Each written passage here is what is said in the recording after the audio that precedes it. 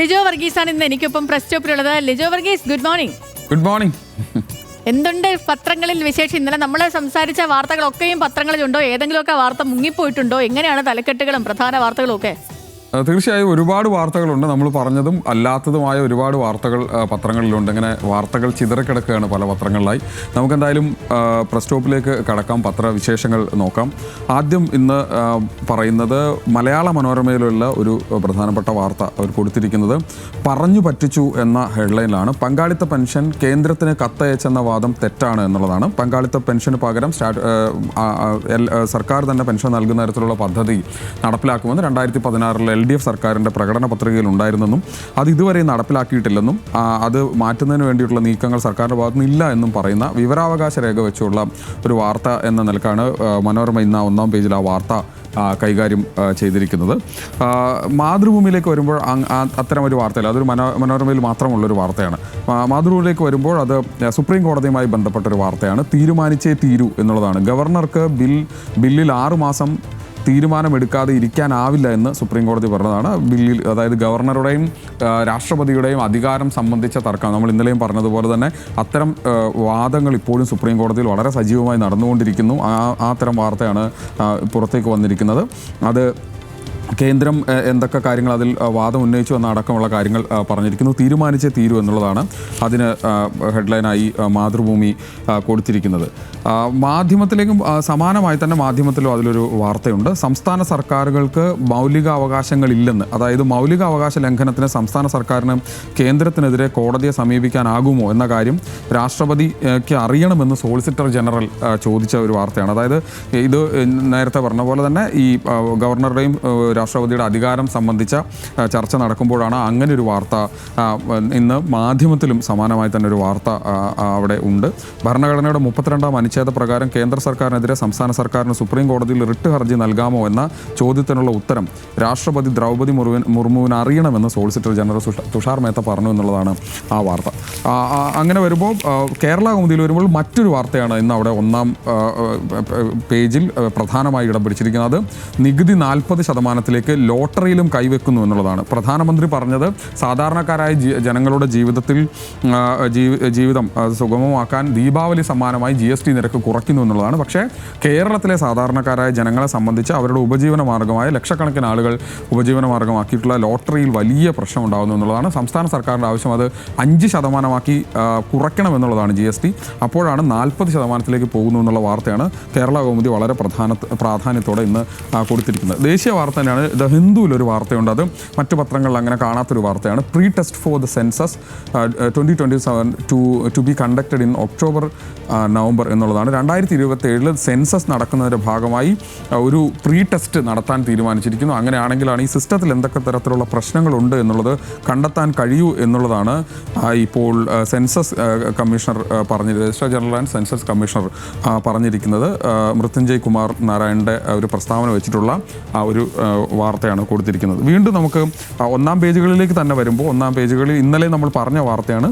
അത് പാപ്പാ ബൂക്ക എന്ന സിനിമ ഓസ്കറിലേക്ക് പോകുന്നതാണ്. ഡോക്ടർ ബിജു സംവിധാനം ചെയ്ത പാപ്പാ ന്യൂഗിനിയിൽ സംവിധാനം ചെയ്തിട്ടുള്ള അവിടുത്തെ ഗോത്ര തലവൻ നായകനായ സിനിമയാണ്. ആ നായകൻ്റെ കാര്യമാണ് ഇന്ന് പറഞ്ഞിരിക്കുന്നത്. ആ നായകൻ ജീവിതത്തിൽ ഇതുവരെ സിനിമ കണ്ടിട്ടില്ല. പക്ഷേ ആദ്യമായി അദ്ദേഹം സിനിമയുമായി ബന്ധപ്പെട്ട അദ്ദേഹത്തിൻ്റെ ആദ്യത്തെ സിനിമ കാഴ്ച എന്ന് പറയുന്നത് ഓസ്കർ വേദിയിലായിരിക്കും എന്നുള്ളതാണ് അതിലെ കൗതുകം. അത് കാലം കാത്തു വെച്ചതായിരിക്കും അത്തരത്തിലൊരു കാര്യം. 85 വയസ്സുകാരനായ അദ്ദേഹം സിനിമ കാണാൻ പോകുന്നു എന്നുള്ളതാണ്. അദ്ദേഹത്തിൻ്റെ പേര് ബൊബോറോ എന്നാണ്. അദ്ദേഹം പാപ്പുവ ന്യൂഗിനിയയിൽ ആ ഒരു ഡോക്ടർ ബിജുവിനൊപ്പം നിൽക്കുന്ന ഫോട്ടോ അടക്കം വെച്ചുകൊണ്ട് ഗംഭീരമായിട്ടൊരു വാർത്ത അതിൽ മാതൃഭൂമി കൊടുത്തിട്ടുണ്ട്. മാതൃഭൂമിയിൽ മറ്റൊരു വാർത്ത കൂടിയുള്ളത് കരിമണലിൽ നിന്ന് കാന്തം വരുന്നു എന്നുള്ളതാണ്.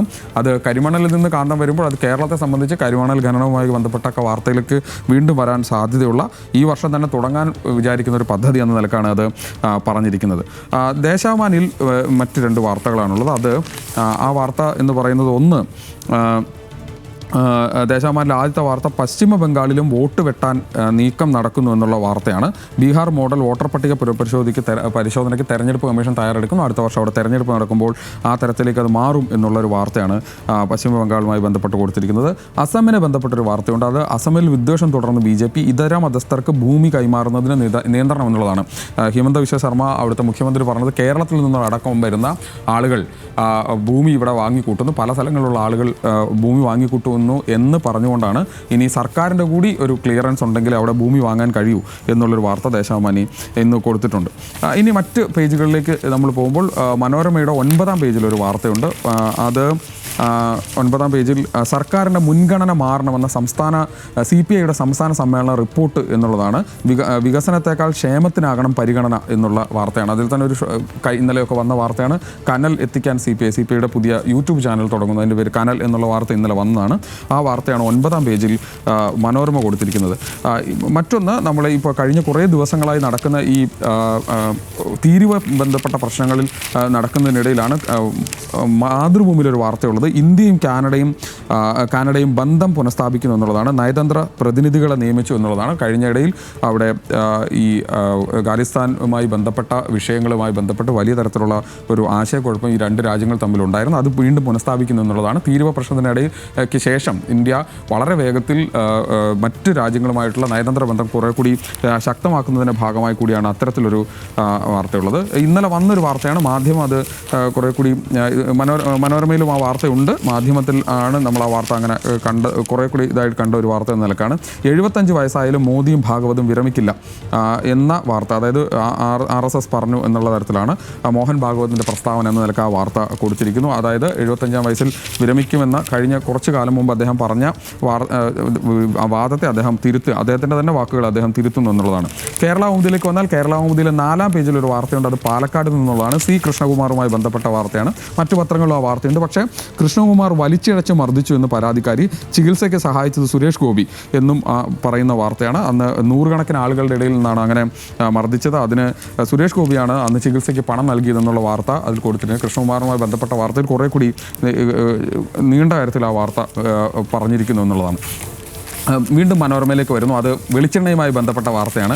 അത് ഹെഡറാണ് എന്നെ കൂടുതൽ ആകർഷിച്ചത്. അതിൻ്റെ കാരണം വെളിച്ചെണ്ണ വില ഒന്ന് തിളച്ചു പിന്നെ തണുത്തു എന്നുള്ളതാണ്. സർക്കാർ സബ്സിഡിയിൽ വെളിച്ചെണ്ണ നൽകിയത് ഗുണമായി, വെളിച്ചെണ്ണയുടെ വില കുറയുന്നു എന്നുള്ളതാണ്. അതിൻ്റെ ഒന്ന് തിളച്ചു പിന്നെ തണുത്തു എന്ന് പറയുന്നത് ഒരു കൗതുകമുള്ള ഹെഡർ എന്ന നിലയ്ക്ക് മനോരമ അത് അങ്ങനെ നൽകിയിട്ടുണ്ട്. മാതൃഭൂമിയിലേക്ക് വരുമ്പോൾ സിനിമയുമായി ബന്ധപ്പെട്ട ഒരു വാർത്തയുണ്ട്. അത് ഉള്ളത് പേജ് 2-ലാണ്.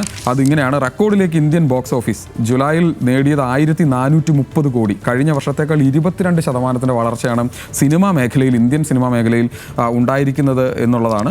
ജൂലൈയിൽ ടോപ്പ് 5 സിനിമകൾ: സയാര 392 കോടി, മഹാവതാർ നരസിംഹ 259 കോടി, ജുറാസിക് വേൾഡ് റീബർത്ത് 125 കോടി, അങ്ങനെ സൂ ഫ്രം സോ 85 കോടി. സൂ ഫ്രം സോ കർണാടകത്തിൽ നിന്നുള്ള പടമാണ്, ഇവിടെ കേരളത്തിൽ വലിയ ഹിറ്റായ സിനിമയാണ്. അങ്ങനെ ആ തരത്തിൽ സിനിമയുമായി ബന്ധപ്പെട്ട വാർത്തയാണ് കൊടുത്തിരിക്കുന്നത്. ഓണം യാത്ര പൊള്ളും എന്ന 5-ാം പേജിൽ മറ്റൊരു വാർത്ത കൂടി മാതൃഭൂമിയിലുണ്ട്. അത് മറുനാട്ടിൽ നിന്ന് നാട്ടിലേക്ക് വരാൻ, ഇപ്പോൾ ബാംഗ്ലൂരിൽ നിന്നോ ബാക്കിയുള്ള സ്ഥലങ്ങളിൽ നിന്നൊക്കെ പഠിക്കാനും ജോലിക്കായി പോയ ആളുകൾക്ക് ഓണത്തിന് നാട്ടിലെത്താൻ വലിയ തുക നൽകി വരേണ്ട, അതെല്ലാ കാലത്തും അത് അത്തരത്തിലൊരു തീവെട്ടിക്കൊള്ള നടക്കുന്നതാണ്. ഇത്തവണയും അത്തരത്തിലുണ്ട് എന്നുള്ളതാണ് പറയുന്നത്.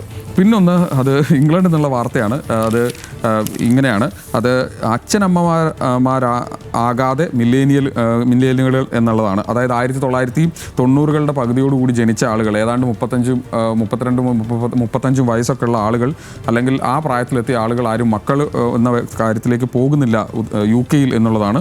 UK-യിൽ പ്രത്യുൽപാദന നിരക്കിൽ വീണ്ടും ഇടിവ് എന്നുള്ളതാണ്. പല ആളുകൾക്കും അതിനുള്ള സൗകര്യം അല്ലെങ്കിൽ അതിനുള്ള മാനസികമായി തയ്യാറെടുക്കുന്നത് അടക്കമുള്ള കാര്യങ്ങൾ, അതായത് അവിടെ വലിയ തരത്തിൽ ജനസംഖ്യ കുറയുന്നു എന്നുള്ള വാർത്തയാണ് അവിടെ ഒരു കൗതുകം എന്ന നിലക്ക് കൂടി ആ വാർത്ത കൊടുത്തു പോകുന്നത്. മറ്റൊന്ന് മനോരമയിലെ 15-ാം പേജിലാണ്. അത് കഴിഞ്ഞ ദിവസങ്ങളിലൊക്കെ സോഷ്യൽ മീഡിയയിൽ വളരെ ചർച്ചയായിട്ടുള്ള ഒരു വാർത്തയാണ്. അത് ഇങ്ങനെയാണ്: ഡാൻസ് എനർജി എന്നുള്ളത്. ആരാ ഈ പിള്ളേർ എന്നുള്ളതാണ്. അഖിലും ഗൗരിയും തേവര SH കോളേജിന് മുന്നിൽ അവതരിപ്പിച്ച നൃത്തമാണ്. ആ നൃത്തം വലിയ തരത്തിൽ ആളുകൾക്കിടയിൽ ചർച്ചയാവുകയും അത് ഇപ്പോൾ സോഷ്യൽ മീഡിയയിൽ, അതായത് ഇൻസ്റ്റാഗ്രാമിലൊക്കെ 50 ലക്ഷത്തിലധികം ആളുകൾ കണ്ട ഒരു വീഡിയോയായി അത് മാറി എന്നുള്ളതാണ്. M.Com അവസാന വർഷ വിദ്യാർത്ഥി അഖിൽ ഹുസൈനും 3-ാം വർഷ ബിരുദ വിദ്യാർത്ഥി ഗൗരി നന്ദനയുമാണ് സമൂഹ മാധ്യമങ്ങൾ തരംഗമായി നൃത്തം കാഴ്ചവെച്ചത് എന്നുള്ളൊരു വാർത്തയുണ്ട്. അതോടൊപ്പം തന്നെ കേരള കൗമുദിയിൽ ഒരു വാർത്ത ഇന്ന് പോലീസ് ഓണക്കാലം ആയതുകൊണ്ട് തന്നെ പോലീസ് മുണ്ടുടിപ്പിച്ച കഥയാണ്. അത് കേരള കൗമുദിയുടെ 11-ാം പേജിൽ അങ്ങനെ ഒരു വാർത്തയുണ്ട്. അതായത് വിദ്യാർത്ഥിയെ മുണ്ടുടിപ്പിച്ച പോലീസിന് ബിഗ് സല്യൂട്ട്. മാർ റിവാനിയൂസ് കോളേജിന് വിദ്യാർത്ഥി മുണ്ടുടുക്കാൻ പാടുപെടുന്ന കണ്ടപ്പോൾ അവിടെ ഡ്യൂട്ടിക്കുണ്ടായിരുന്ന പോലീസുകാർ, ഓണാഘോഷമാണല്ലോ, അപ്പോൾ അതുകൊണ്ട് തന്നെ കോളേജിന് മുൻപിലൊക്കെ പോലീസുകാരുണ്ടായിരുന്നു. ആ പോലീസുകാർ മുണ്ടുടിപ്പിക്കുന്ന ഒരു വീഡിയോ വളരെ വൈറലാണ്. ആ വാർത്ത അവിടെ കൊടുത്തിട്ടുണ്ട്. അവസാനമായി ഒരു വാർത്ത കൂടി പറഞ്ഞ നമ്മൾ നിർത്തുകയാണ്, ഇന്നത്തെ പ്രശ്നം അവസാനിപ്പിക്കുകയാണ്. അത് ഇതാണ്: പ്രണയം മൂത്ത് കമൽ ബംഗാളി പഠിച്ചു എന്നുള്ളതാണ് ആ വാർത്ത. അത് അപർണ സിനോടുള്ള പ്രണയം മൂത്ത് ബംഗാളി പഠിച്ചു കമൽഹാസൻ എന്നുള്ളത്. ഈ വാർത്ത പുറത്തു പറഞ്ഞത് മകളായിട്ടുള്ള ശ്രുതി ഹാസനാണ്. അച്ഛൻ ബംഗാളി പഠിച്ച് എന്തിനാണ്, സിനിമയ്ക്ക് വേണ്ടിയാണെന്ന് എല്ലാവരും വിചാരിച്ചിരുന്നത്. അതല്ല കാര്യം. ആ ബംഗാളി നടിയോടുള്ള പ്രണയം മൂത്ത് ബംഗാളി പഠിച്ച് അപർണ സിനിനെ ഇംപ്രസ് ചെയ്യാൻ വേണ്ടിയിട്ടായിരുന്നു എന്ന് പറയുന്ന ഒരു കഥയാണ് അത്. അങ്ങനെയാണ് കമൽഹാസനെ കുറിച്ചുള്ള ഒരു കഥയാണത്. ഇങ്ങനെ കൗതുകമുള്ളതും അല്ലാത്തതുമായ ഒരുപാട് വാർത്തകൾ ഇന്നുണ്ട്. വ്യത്യസ്തമായ ഹെഡ്ലൈനുകളായിരുന്നു പല പത്രങ്ങളിലും ആദ്യ പേജുകളിൽ ഇടം പിടിച്ചതെന്നുള്ളതാണ് വേറൊരു കൗതുകം. നമുക്കും ഒരുപാട് വാർത്തകൾ ഇനി ബാക്കിയുണ്ട്. വീണ്ടും സേതുവിലേക്ക്.